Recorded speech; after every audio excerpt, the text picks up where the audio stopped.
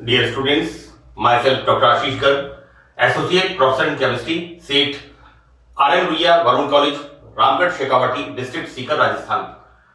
बच्चों, BSc part second में first paper inorganic chemistry में हमने नया टॉपिक स्टार्ट किया है, एसिड्स एंड बेसिस, अम्ल एवं क्षार।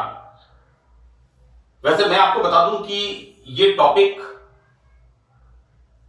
आपके लिए नया नहीं है, क्योंकि 11th में और 12th में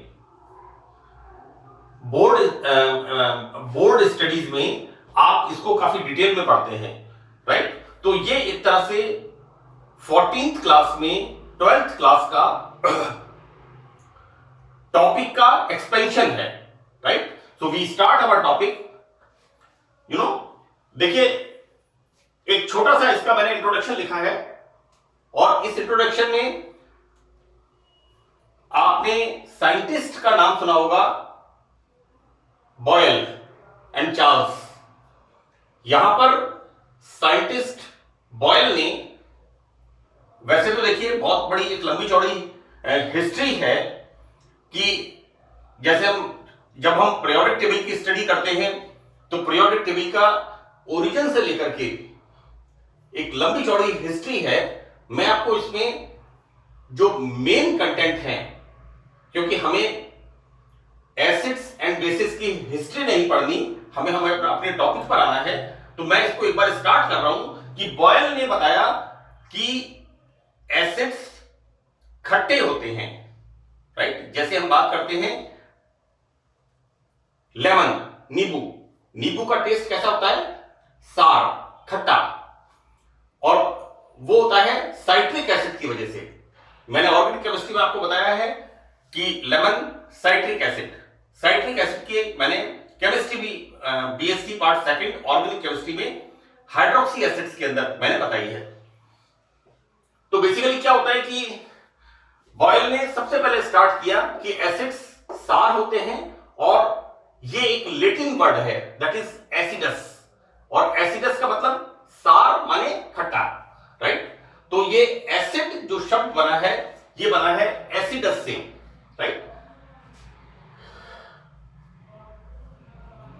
जो एसिड्स होते हैं ये क्षारों को उदासीन करते हैं, राइट, और रेड लिटमस को नीला करते हैं। देखो बच्चों, एक बड़ा हमेशा एक कंफ्यूजन रहता है। मैं जब स्टडी करता था तो एसिड किस लिटमस को क्या करेगा, बेस कौन से लिटमस को किस तरह का कलर देगा, ये एक बड़ा कंफ्यूजन रहता था, राइट। तो देखो बेटा, यहां पर मैंने हमेशा इसको याद कर रखा है, ARB, राइट, और BBR, दो एब्रीविएशन मैंने इसके बना रखे हैं। मैं आपको बताऊं कि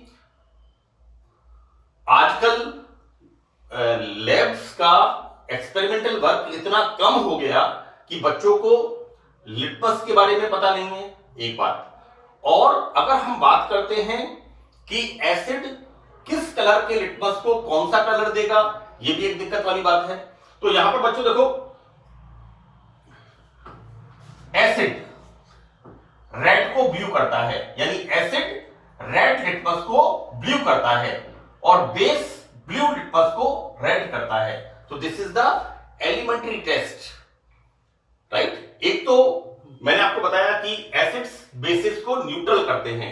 मैं आपको बताऊं कि कई बार हमें एसिडिटी हो जाती है, राइट। हमारे स्टमक में नेचुरली हाइड्रोक्लोरिक एसिड, और हमें क्या होता है, हमारे फूड के प्रिजर्वेशन के लिए, और excessive generation of hydrochloric acid creates acidity in our stomach, right. तो हम क्या यूज करते हैं, वी यूज सोडियम बाइकार्बोनेट, हम इनो यूज करते हैं, डाइजीन यूज करते हैं, ये सब क्या है, सोडियम बाइकार्बोनेट, राइट, उसको न्यूट्रलाइज करने के लिए, राइट। यहां पर बच्चों देखिए, हमारे जो एलिमेंट्री कैनाल में स्टमक के अंदर जो एसिड जनरेट होता है, उस एसिड को न्यूट्रल करने के लिए हम सोडियम बाइकार्बोनेट की ग्रेन्यूल्स, राइट, जिसे हम कहते हैं इनो के नाम से जानते हैं, ENO।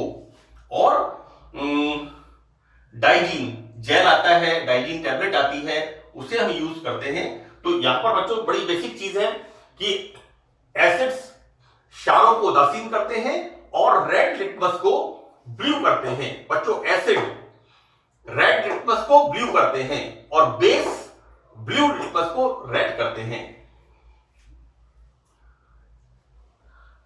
बड़ी एक हंसी वाली चीज है, मैंने इस एब्रिविएशन को, हमारे सर थे RV सिंह सर, तो मैंने उनका RV सिंह सर का RV का RB कर दिया, right. This is red litmus को ब्लू करते हैं, और इसको कर दिया बलराम, ब्लू लिटमस को रेड करते हैं, बेसिस ब्लू लिटमस को रेड करते हैं।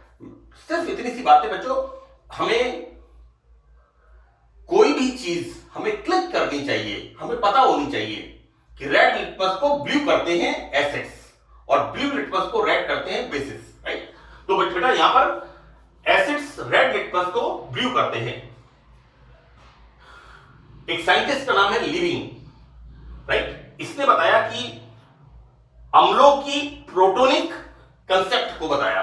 लिविंग साइंटिस्ट ने एसिड्स के अंदर प्रोटोनिक कंसेप्ट, ये जो H+ वाला कंसेप्ट है, ये स्टार्ट किया था लिविंग ने। इसके अनुसार एसिड वो पदार्थ है जिसमें एक प्रतिस्थापनीय सब्स्टिट्यूशन वाला H के साथ एक एसिड मूलक जुड़ा हुआ होता है। तो दिस इज द बिगिनिंग कि एसिड्स सार होते हैं, एसिड्स बेस को न्यूट्रल करते हैं और एसिड्स रेड लिटमस को ब्लू करते हैं, एसिड्स रेड लिटमस को ब्लू करते हैं। तो एक छोटा सा मैंने इसका एक स्टार्ट लिखा है, इंट्रोडक्शन लिखा है एसिड्स का। Now we start our initial theory of the acids, that is Arrhenius theory, है ना। आरएनएस थ्योरी बच्चों हम लोग 11th क्लास से पढ़ना शुरू कर देते हैं, और यहां पर आरएनएस थ्योरी को मैंने कंप्लीटली एक्सप्लेन किया है। आरएनएस थ्योरी में हम क्या पढ़ते हैं? हम पढ़ते हैं RNS theory of electrolyte, right. RNS ने क्या बताया? 1884, लॉन्ग बैक। बच्चों विद्युत अपघातियों के प्रॉपर्टीज का अध्ययन किया और एक इलेक्ट्रोलाइटिक थ्योरी दी, और उस थ्योरी का नाम दिया आरएनएस थ्योरी ऑफ इलेक्ट्रोलाइट। और देखो बेटा ऐसा है कि कोई भी इलेक्ट्रोलाइट, है ना, ये जो आरएनएस का सिद्धांत है, इस आरएनएस के सिद्धांत के अनुसार जब किसी इलेक्ट्रोलाइट को हम जल में डिसॉल्व, आरएनएस थ्योरी का जो बेसिस है वो है solution in the water, right. यहां पर बच्चों जब किसी इलेक्ट्रोलाइट को, किसी सॉल्ट को हम जल में सॉल्यूशन बनाते हैं तो वो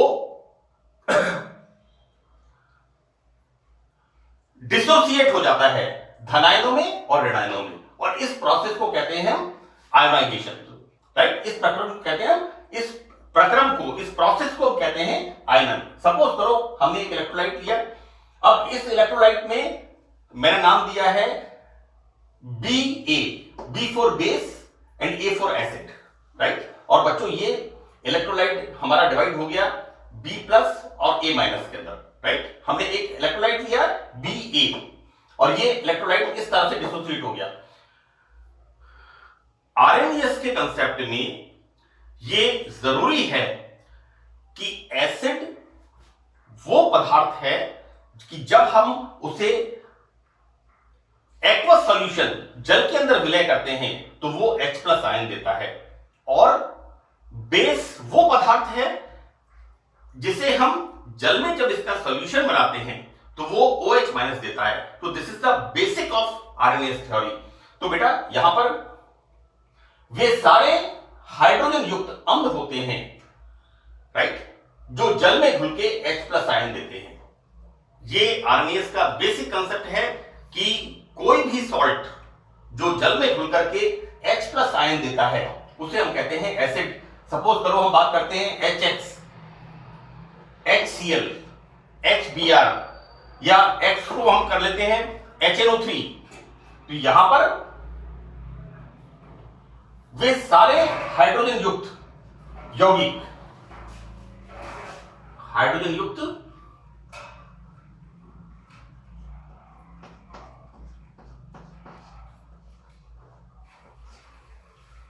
वे सारे हाइड्रोजन युक्त यौगिक अम्ल होते हैं जो जल में घुल करके H+ आयन देते हैं, राइट। तो ये आरएनएस ने बताया कि यहां पर इस तरह से हमने एक कंपाउंड है HX, इसको वाटर में डिसॉल्व किया, यहां पर H+ और X-,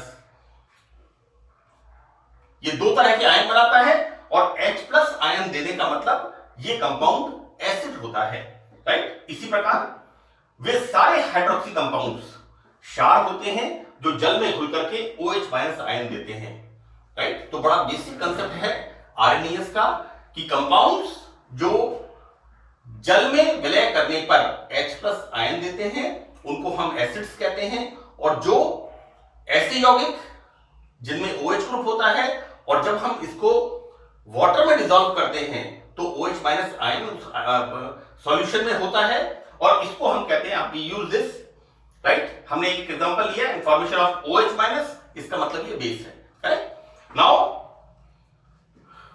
एक और चीज, पहला कंसेप्ट था कि एसिड्स क्या होंगे अकॉर्डिंग टू आरएनएस थ्योरी, कि कंपाउंड्स जिन्हें हम जल में डिसॉल्व करेंगे, एक्वस सॉल्यूशन उसका हम बनाएंगे तो वो H+ आयन देंगे और उन्हें हम बोलेंगे एसिड्स, राइट। और ऐसे हाइड्रोक्सी कंपाउंड्स जिनको हम वाटर में सॉल्यूशन बनाते हैं और OH- देते हैं उनको हम कहते हैं बेसिस, करेक्ट।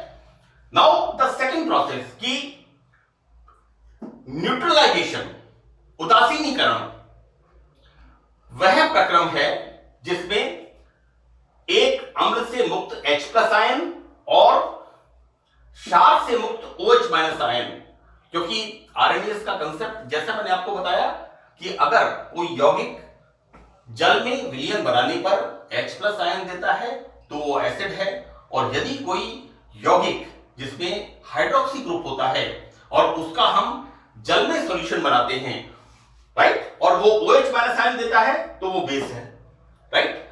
अब आरएनएस ने आगे बताया कि न्यूट्रलाइजेशन प्रोसेस क्या होता है, कि जिसमें किसी अम्ल से मुक्त हुआ H+ आयन किसी क्षार से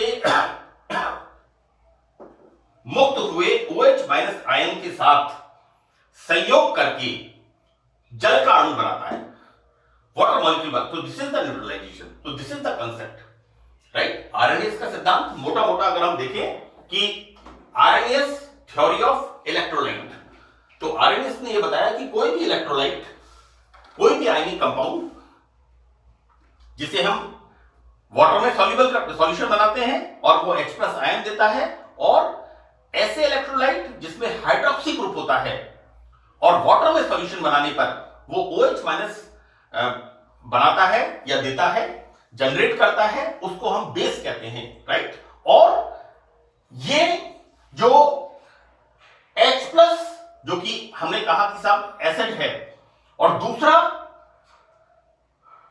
बेस से मुक्त हुआ OH-, ये बच्चों दोनों मिलकर के वाटर मॉलिक्यूल फॉर्म करते हैं। तो this is the theory of neutralization, इसको हम कहते हैं उदासीनीकरण प्रक्रम, राइट। तो ये कंसेप्ट है आरएनएस का।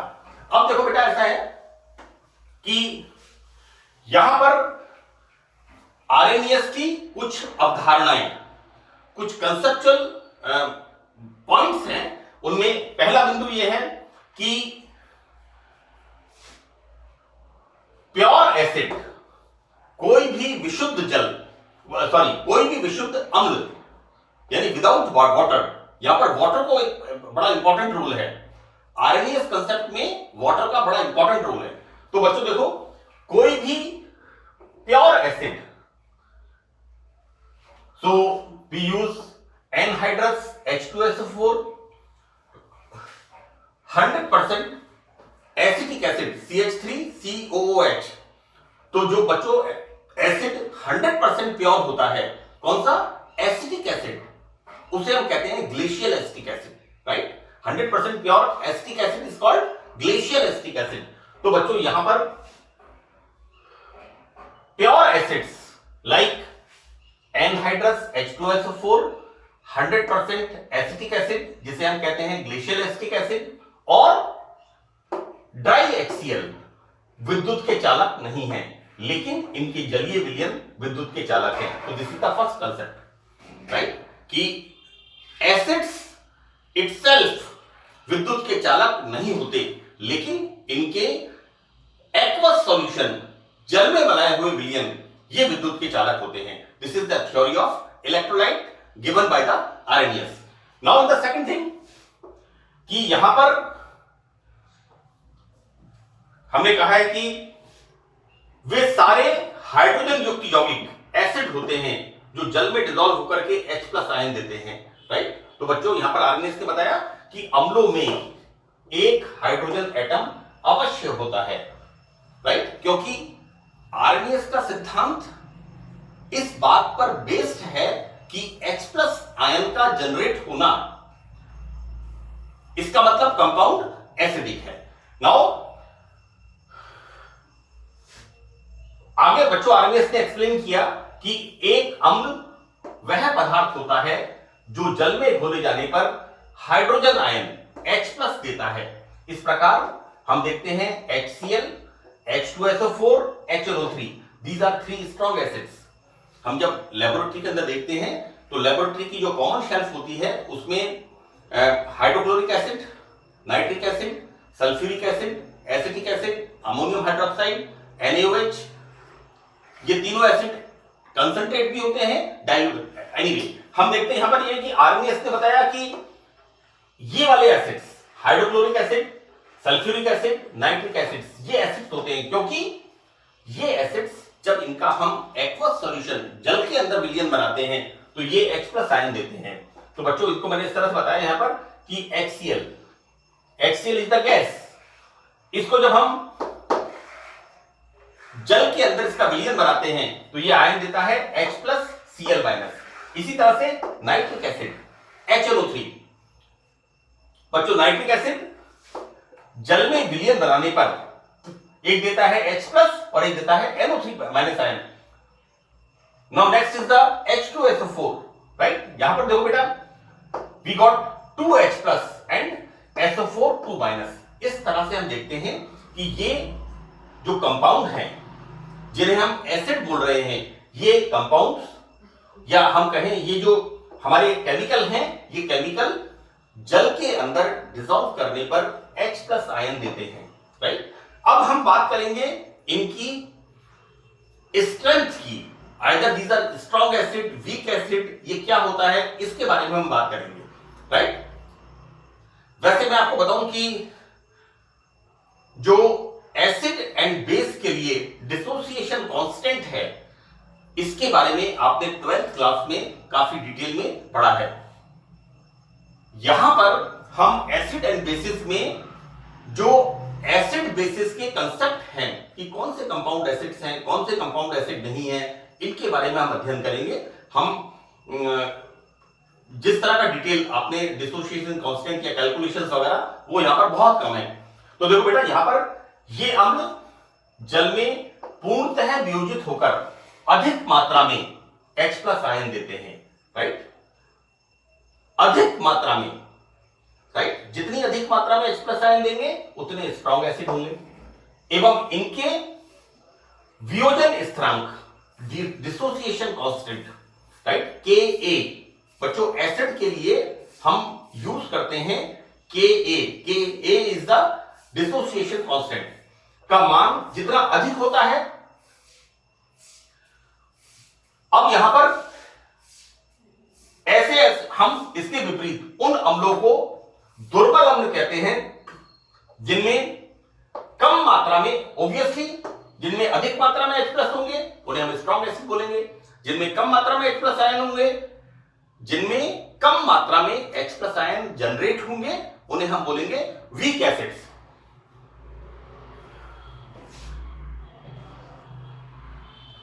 अब इसको हम बच्चों देखिए कि यहां पर इनके डिसोसिएशन कांस्टेंट के मान भी कम होते हैं। देखो बेटा यहां पर ये जो वियोजन स्थिरांक है इसका बड़ा इंपॉर्टेंट रोल है ना। यहां पर स्ट्रॉन्ग एसिड्स जो अधिक मात्रा में H+ आयन देते हैं, राइट, ये एक बिंदु हो गया। और दूसरा, इनके डिसोसिएशन कांस्टेंट का मान भी हाई होता है। डिसोसिएशन कांस्टेंट क्या है? किसी भी एसिड की स्ट्रेंथ जानने का एक पैरामीटर है ना, वियोजन स्थिरांक। बच्चों हमने एग्जांपल लिया है यहां पर strong acid and this is for the weak acid, right. देखो बेटा HCl जैसा हमने पहले देखा यहां पर कि HCl का जब हम एक्वस सॉल्यूशन बनाते हैं, एक्वस का जब हम जलीय सॉल्यूशन बनाते हैं, यहां पर H+ and Cl- and what we write here, this is for the Ka1, right. और बच्चों इसको मैंने नेक्स्ट मैं इसको पार्ट में बताऊंगा कि this is pKa, Ka1 is the pKa, dissociation constant of the acid, इसकी हम बात करेंगे। यहां पर बच्चों Ka1 this H+ Cl- upon HCl, so this is the Ka1। and for the weak acid कौन सा है हमारा? Acetic acid, right. so that weak acid किस तरह से डिसोसिएट होगा? यहां पर acetate ion CH3 CO- and H+। बच्चों जो बेसिक बात ये है, मूल बात ये है कि एसिड्स जो कि जलीय विलयन में H+ आयन जनरेट करते हैं उन्हें हम एसिड्स कहते हैं। So that Ka2 for this weak acid, Ka2 क्या है? Dissociation constant of the acetic acid. ये क्या होगा बच्चों? This is acetate H+ upon acetic acid, this is so that Ka1 is greater then Ka2। जैसा मैंने आपसे कहा बच्चों यहां पर वियोजन स्थिरांक का मान फॉर द स्ट्रॉन्ग एसिड ज्यादा होता है और इसका मान, इनके मान यहां पर वियोजन स्थिरांक के मान किसके लिए? दुर्बल अम्लों के लिए यहां पर ये कम होते हैं। So that we write like this, Ka1 is greater than, we write like this, ठीक है। तो यहां पर बच्चों ये मैंने आरएनएस सिद्धांत में एसिड्स की बात की है, राइट। अब मैं सेकंड पार्ट के अंदर इसी को आगे कंटिन्यू करूंगा और जिस तरह से मैंने यहां पर एसिड्स का डिसोसिएशन बताया है, एसिड्स के डिसोसिएशन कांस्टेंट के बारे में बात की है कि अधिक मात्रा में H+ आयन का बनना, प्रबल अम्ल स्ट्रॉन्ग एसिड, राइट, और इनके डिसोसिएशन कांस्टेंट के मान भी हाई होते हैं for the strong acids, right, and for the weak acids जिनमें H+ आयन कम मात्रा में जनरेट होते हैं, एक बात। और दूसरा, इनके वियोजन स्थिरांक डिसोसिएशन कांस्टेंट के मान भी कम होते हैं। See here for the strong acid Ka1 and for the weak acid so that Ka1 is greater than Ka2, right। बच्चों इसके नेक्स्ट पार्ट के अंदर मैं आरएनएस थ्योरी को आगे मैं बताऊंगा आपको आगे इसमें पार्ट 2 में, और इसके अलावा उसके अंदर हम जो आरएनएस थ्योरी की लिमिटेशंस हैं उनका भी हम अध्ययन करेंगे। So that's all in this lecture, thank you.